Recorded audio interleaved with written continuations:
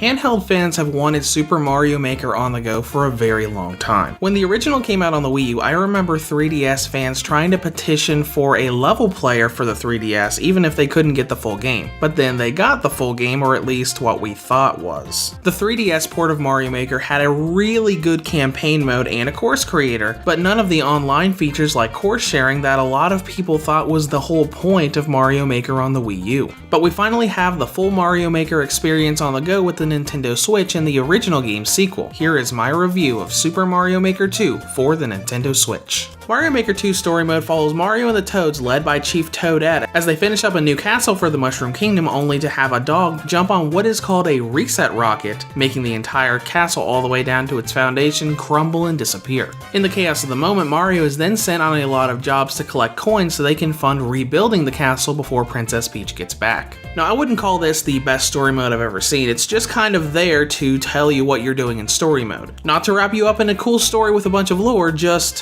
here's what you're doing in story mode and this is why. When it comes to gameplay, just like its predecessor, Super Mario Maker 2 is a 2D platformer with a bunch of creation and sharing elements. As you go through each game mode, you are going to be creating and playing 2D platform stages set in different themes based on different Mario games. Now let's talk about the differences between the original on the Wii U and Mario Maker 2 on the Switch. In terms of newly added content, the most noteworthy are the ability to make grounds into slopes and the new themes and power-ups. On top of the 4 themes from the original game, Mario 3, World, and New Super Mario Bros. U, we now have a theme based on Super Mario 3D World, but that is specific side-scrolling, not the whole pseudo 3D levels from that original game. And outside of all the elements from 3D World, you've also got a couple secret power-ups that you can unlock by going through story mode, including the Super Ball suit from Super Mario Land and an entirely new hammer power-up unique to Super Mario Maker 2. Now when you go through the game, you've got 4 different game modes to choose from, which are basically story mode and all of the creation modes. Story mode is basically there for you to go through a little campaign to learn all of the different features and kind of give you an idea of what some of the user-created levels are going to be like. Your goal in story mode is rebuilding the castle, and you need coins for that, and you need to go and do courses or jobs, as story mode likes to call it, to get coins. This is actually pretty balanced because whenever you spend coins to construct a certain part of the castle, it takes some time.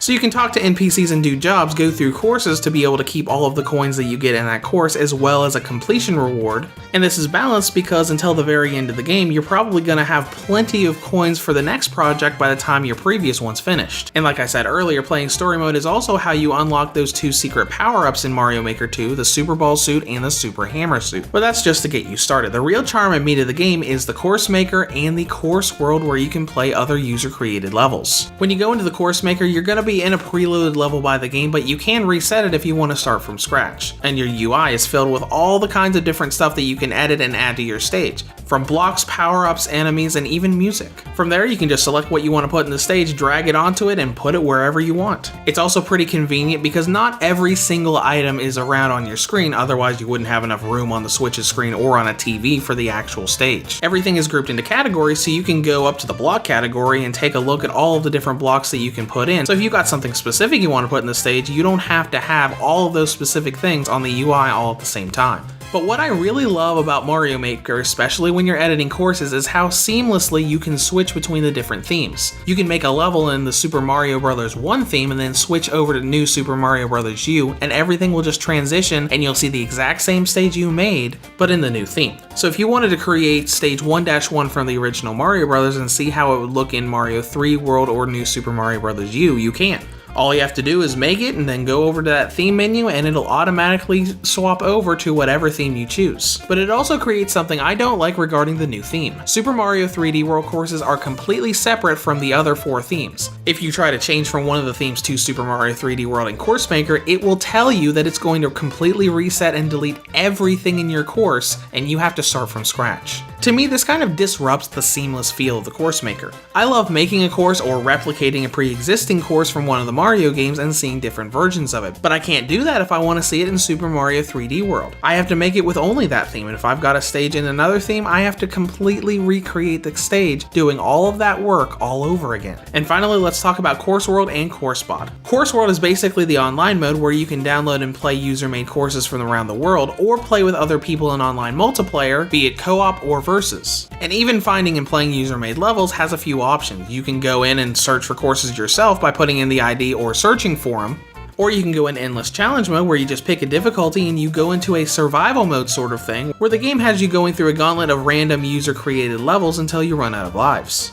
Either way, you have a lot of different ways to play, though the online multiplayer is a little bit flawed. This isn't entirely the game's fault, but the peer-to-peer environment causes the game to have a lot of lag when you do online multiplayer. This is mostly because there are no options to restrict who you play with. You can't make region-specific matchmaking, and you can't do online multiplayer with friends in your friends list. Because of that, unless you get lucky and only get paired with people close to you, you're gonna have a huge amount of slowdown and lag, as I've had in every single online multiplayer event that I've done in the game so far. And I say it's not entirely the game's fault because local multiplayer doesn't have lag at all. I've done lots of 2, 3, and 4 player matches and they play perfectly. Now when all this comes together in terms of content and length, it's difficult to really say whether this is worth the money or not. It only took me about 6 or 7 hours to go through story mode, rebuild the entire castle and get to the credits, and I was only up to about 9 or 10 hours by the time I'd completed all of story mode stages. Granted, I'd spent well more than that amount of time in course creation by the time I made this review, but it really depends on what you want to do. Not everybody wants to spend hours upon hours upon hours creating courses. Now, I'm not saying there isn't a lot to do, because there is. Even outside of all the game modes, you've got achievements that you can unlock to get special cosmetic items and costumes for your avatar character. But if you're someone who's just going to go through the story mode, maybe make a course or two, and not really go into online that much, you probably should think about it before you buy this at full price. Now let's get into presentation, which looks really nice. Whether you're playing a Super Mario Bros. Level or a 3D World level, the graphics look nice and smooth and beautiful both in docked mode and handheld mode. And performance is the same. Outside of the multiplayer lag I mentioned earlier, all of the single player stuff plays perfectly. No freezing, no crashing, no frame drops. And when we get into battery life, we find that that's pretty good as well. Super Mario Maker 2 has a battery range of 3 hours and 19 minutes on high settings, up to 4 hours and 34 minutes on low settings. Now in conclusion, Super Mario Maker 2 finally brings the full Mario Maker experience to handhelds, online level sharing and all. Now on the downside, the lack of multiplayer options leads to a lot of lag, and the lack of seamlessness between 3D World and the other themes in Course Maker really disappointed me. But still, if you're a fan of Mario in general or the original Mario Maker, there's a ton of stuff for you to dive into and enjoy. Reviews to Go rates Super Mario Maker 2 for the Nintendo Switch an 8.5 out of 10. If you have any comments or questions, feel free to leave them below. Thanks for watching and have a great day.